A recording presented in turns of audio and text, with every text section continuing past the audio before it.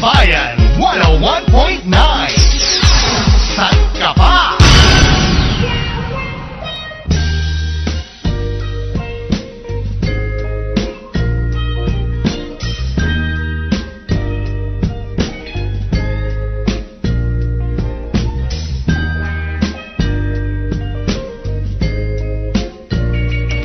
Hi, babe! Hello!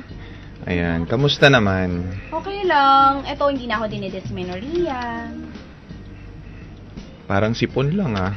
Bakit? Ano ka ba? Ano ba nangyari sa'yo? Dysmenorrhea. Siyempre, di mo ako maiintindihan. Di ka naman babae. Oo nga, pero nakakaintindi naman ako. O, alam mo, nagka-girlfriend ka naman, di ba? Correct. Kabisado mo kung kailan siya nagkakaroon, di ba? Oo, pagka mainit ang ulo. Alam nyo yan. Dahil Correct. pinakabisado nyo talaga yan. Oo. Yan yung araw na bawal magkita. Oo, totoo. Kasi nga mainit ang ulo niya. Yan yung araw na... Mag-aaway lang kayo. Yan yung araw na bawal mag-usap. Kasi nga mag-aaway lang kayo. Yan yung araw na wag kang gagawa ng kalokohan. Kasi nga mag-aaway lang kayo. At yan rin yung araw na, wag kang magpaparamdam. Totoo yan. Kasi patay na siya. Diyos! Saan nagbigay nito? Si Kabi, si Ayenle. Saan yun? Sino yun? Pumunta na rito yun. Nagbigay kasi siya ng gift sa akin. Thank you very much. Tapos sabi niya, pakibigay kay DJ Chacha. Uy, thank you! Kung sino man siya, salamat sa bracelet. Ang ganda. Tapos... Susunod pera naman, ha? Babe, alam mo, bagal Ano? ng phone ko. I think I need a new phone. Pwede mo yung ipa-update kasi may iOS 5 in-update ko na. na jailbreak eh. Bumagal lalo. Oo, kasi hindi siya applicable sa jailbreak Oo. mo. Bibili akong bago. Huwag kasing... Share tayo ng bayan. Hindi ka natalo doon. May ari ako niyan. Uy, beso kita. Kung dadating ka. Oo nga, no. Wala rin. Alam mo kanina, nandun ako sa sa premiere ng Private Benjamin. Private Benjamin. Daming tao, babe, no? Oo naman. Babe, alam mo, dapat ikaw nag-host doon eh. Bakit? Ha?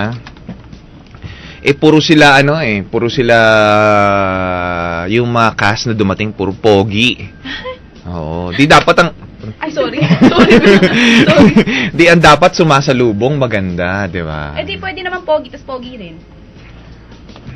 Hindi, mas bagay ikaw nandoon eh. At sana tinawagan mo. O ganyan ka naman lagi. Biruin mo nandoon, no? Sila Andrew Wolf. Lahat sila dumating. Bodie Cruz, sila Kian Cipriano, Tuti Karingal, si... Derek Ramsey lang ang gusto ko doon. Derek Ramsey, dumating rin. Kasama niya girlfriend niya, babe.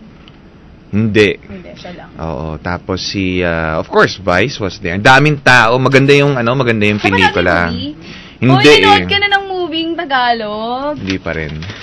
Kaya, go-host ka. Angela. Dapat di ka kinukuha pag Tagalog. Andiyan lang ako sa likod. Dapat Kaya ko ba parang sabihin aga mo, to? babe. Kaya pagka nag-host ako ng movie sa Star Cinema, meron ako assistant eh. Ako nga gusto ko manood eh. Alam mo bakit ako may assistant? Kasi pag may artista umaakyat, tapos sasalubungin. Hindi niya kilala. Sino yan? Ang mga kilala niya lang yung talagang kilalang kilala. Sino yan? Sino Oh, well, yan? Vice Sino ganda yan? kilala. Ano ka ba? Pero etong movie na to, hindi na ako nahirapan. Kasi kilala ko sila ng lahat. Oo, saan? SM Mega Mall, di ba? Correct. Cinema Cinema 9. Cinema 9. Ako manonood ako. Panoorin nyo, pag may time. panoorin nyo yung movie kasi, sulit talaga siya. Panalo. Manalo yung Oo. bongga. Tapos, ayun, kaya ako pala kinukwento sa'yo kasi dumating si babe mo. Oh my God. Justin Bieber? Hindi, si JM. Humabol siya. Parang wala. Oo nga. Oo, tapos? Ayaw na niya. Hindi, tapos? Oh. Wala lang, naalala lang kita. Nakita ko siya, dumaan. Kasi nagsigawan yung mga tao. Nung siya na? Oo. Sa kanya lang sumigaw? Hindi naman, sa lahat naman. Kaso lang late na kasi siya dumating eh. So, nasolo Mas niya yung... sumigaw kaysa kay Derek? Ganyan? Hindi naman, sumigaw rin sila kay Derek. Parang sumigaw din sila. Hindi, nung umpisa. Ah. Ano ba gusto mo ipalabas? Ang hirap mo explain na na. Tapos pagkapasok nilang lahat, tsaka lang siya dumating. So, yun. Pogi, no? Oo. Sayang. Lahat sila. Sana sinama mo ko, wala naman akong ginagawa. Alam mo, nag-akyatan nga sila dun sa hagdanan. Gusto ko na nga, sumunod dun sa pila eh. Ladies and gentlemen, introduce ko na rin sarili ko, di ba? Kahit hindi ako kasali. Wala lang. Ma-feel ko man lang. Sa? Dun sa wedding tayo, wedding hindi. Nung nag-akyata yung mga artista, ikaw rin umakyat ka rin, in-introduce mo nag-host ako bigla, agad-agad. Bet mo yung ganun? Kasi yung ginawa mo? Wala, nag-host. Ganun lang. Tapos na. Sarap siguro ng feeling na gano'n. Na ano? Yung ang dami-daming tao. Ano pong kailangan nila? Daming tao, tapos? Ang daming tao, no? Tas bigla kang dadaan sa, sa red masarap, carpet. pero alam mo, mahirap din, Tapos pagdating mo dun sa taas, lalo diba, na pag ikaw nagsisigawan mahihiluhin din. ka sa madaming tao. Ikaw nahihilo ka sa maraming tao. Pag meron ako. Nahihilo ka sa maraming nung tao. Sunday, nakwento Dikit mo ko rito, ayan. Nakwento ko sa'yo. Ano Gusto na? ko pala nakukwento sa'yo. Nung Sunday, may dysmenorrhea na ako. Tapos nag-host ka pa rin. Nag-host ako sa SM Clark. Mhm. Okay pa yung pakiram. Oh my gosh. Oh my gosh. Who? Look, he just texted me. Sino? Wait, JM de Guzman? Sabi niya, who? Parang nakita ko yung... I think he's listening. Hi, Nakikinig baby siya boy. ngayon. Oo. Ayan, nakita ko siya kanina, walk sa red carpet. Dapat nga, nandun ka eh, para... Yun na nga. Speaking of dysmenorrhea at pagkahilo, dahil nasabi mo na yung masarap yung maraming tao, okay din, kaya lang, pag ako meron ako, ayoko ng maraming tao. Ako feeling ko, hindi ako pwede maging artista. Ay, lalo na ako. Tapos yung sikat na artista. Kasi pag maraming Gusto tao, ko yung nahihiya. buhay nila. Ako ayoko. Kasi pag maraming tao, nahihiya na talaga ako. Kasi siguro kung ako yung may pelikula, tapos ako yung bida, tapos naglalakad ako sa red carpet, nakayuko lang akong gano'n. Tsaka ano? Diba? Nakayuko na yung ako song nga gano'n. ni Naiilang Britney ako yun. Spears na Na? Lucky. Early morning. Pagkonsapan na lang natin yung kanta, huwag mo ng huwag mo ng kanta. Ako kasi, ako personally, hindi ko bet ang buhay ng mga artista dahil, although, well, masaya naman sila. Malaking kinikita nila, nasa limelight sila. Yung iba kasi ganun yung gusto, di ba? Limelight. Correct. Pero ako hindi ko gusto dahil wala kang privacy. Oo, And actually. very private person pa naman ako. Mas lalo naman ako, ayoko kayong pinapakialaman ako. True. Agree ka doon? Kasi diba, dati din, nung wala pa po kaming live streaming, kahit anong gawin namin dito ni Jack pwede. Correct. Ayun, diba? Yeah. Tinan mo, parang, lagi tayong pinapanood. So, ayoko nga ng ganyan yung parang sa Big Brother, yung may palaging nagbabantay, nakatingin. Tama. Ay, may yung mga... kakain ka, susubo ka, nakatingin sa'yo. May mga bagay pa naman akong ginagawa na, di ba? Yung ginagawa mo na lang kasi alam mo, walang nakatingin, di ba? Nag-adjust rin ako niyan eh. Ha? Anong ginagawa? Yung mga ginagawa mo na yun, di ba? Yung iba yung magkakamot, gano'n. O kaya bigla na lang humihikab, di ba? Tingnan sa camera, kanga ka na, oh. Minsan kasi, hindi ko alam na nakakalimutan ko may live streaming pala. Correct. Nag-aayos ako ng bra, napapanganga ko, kamot dito, nakakalimutan ko kasi. Yung iba kumakambyo, tapos sabay hawak sa mouse. Ikaw yun, no? Hindi, Ako pa. Pero yung mga iba rito, gusto nila yung may camera. Ako okay lang din naman. Ayoko lang ng siguro, wag lang yung ganong kagaya ng sa mga artista. Na? Yung to the highest level, na parang... Pero kung sakaling maging artista ka? Hindi, imposible yan. Ayoko talaga. Kung sakali nga, at imposible. At malayo talaga. Hindi ako artista. Sabihin natin naging artista ka. Alam naman namin yun, pero kung sakali nga eh. Sige, tuloy. Ayaw niya, pero naiinis siya. Sige nga, sabihin na natin. Kunyari, naging artista ka. Yeah. Kasi may mga artista, lalo na yung mga big stars in Hollywood, meron silang ayaw nilang ini-expose sa Like for example, si Angelina Jolie. Ayaw niyang may nakakaano sa mga anak niya, sa mga adopted niya. Hindi niya ini-expose sa yun. Pero nakukuha sila. Nakukuha ng picture, pero never niyang hinaharap or dinadala sa red carpet. Mga ganyan. Siguro nakukuha, malayo, pero yung zoom lens nun, sobrang haba na. Ikaw, anong ayaw mong ilalabas? Sa public, yung pinagkukwentuhan, pinag-uusapan. Ano ba? Hindi naman siguro sila makaka-relate doon. Oo. Siguro naging sikat na artista ka dahil comedian ka. Malapok ko ang peg ko dito. Ay, wala akong sinabi. So, ikaw ano kasi piolo ka? Yung totoo. O, sige nga. Ayoko ng yung buhay nila. Pwede ba mag-gusto tayo natin? Ayan. O, tapos. Wala silang privacy. Ano ngang family? Siguro, kasi di ba pag sinama na yung pamilya mo sa issue, irita. Na, hello, hindi naman sila yung nakikita nyo at naririnig nyo. Ba't kasama sila sa issue? Kami na lang. Or, yung mga artista, kunwari si Ann, like Ann Curtis, kunwari, wag na lang siya. Kunwari, kung ikaw artista ka, ikaw yung public figure, nagkaroon ka ngayon ng jowa na, private person. Mm-hmm. Masyado pa rin inuungkat. Ako ayoko nun eh. Ayun ang pinaka-ayoko, love life. Love life, kasi nakakasira na relationship kung private yun. pa yung tao, naapektuhan hindi siya. naman public figure, abay, lubayan po natin sila. Meron yan eh, di ba yung pelikula yung... lubayan po natin sila. Lubayan nyo kami ni Justin Bieber. Hindi naman ako public figure. Ano yung pelikula ni Josh Hamilton tsaka ni ayun, nalaglag. Kate Bosworth? Win a Date with Ted Hamilton. Anong eksena? Dinidate yung lalaki, big star. Tapos siya simple girl. You know, alam mo kung bakit mas gusto ko yung mga artist. Ayun yung na-camera pero kanina siya po alam mo, hindi ako mas gusto ko yung buhay ng mga artista sa ibang bansa kaysa yung mga artista sa atin dito.